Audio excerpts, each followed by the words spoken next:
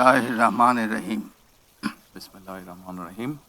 আমি আমি সশ্রদ্ধ চিত্তে তারেক রহমান সশস্ত্র চিত্রে শপথ করিতেছি যে আমি আইন অনুযায়ী সরকারের প্রধানমন্ত্রী পদের কর্তব্য বিশ্বস্ততার সহিত পালন করিব। আমি বাংলাদেশের প্রতি অকৃত্রিম বিশ্বাস ও আনুগত্য পোষণ করিব। আমি সংবিধানের রক্ষণ, সমর্থন ও নিরাপত্তা বিধান করিব। আমি ভীতি বা অনুগ্রহ,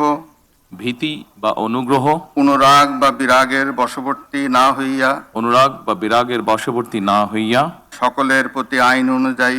সকলের প্রতি আইন অনুযায়ী যথাবিহিত আচরণ করিব। এবার মাননীয় প্রধানমন্ত্রীর গোপনীয়তার শপথ পাঠ পরিচালনা করার জন্য রাষ্ট্রপতি মহোদয়কে বিনীত অনুরোধ জানাচ্ছি। আমি তারেক রহমান সশস্ত্র চিত্রে শপথ করিতেছি যে সরকারের প্রধানমন্ত্রী রূপে যে সকল বিষয় আমার বিবেচনার জন্য আনিত হইবে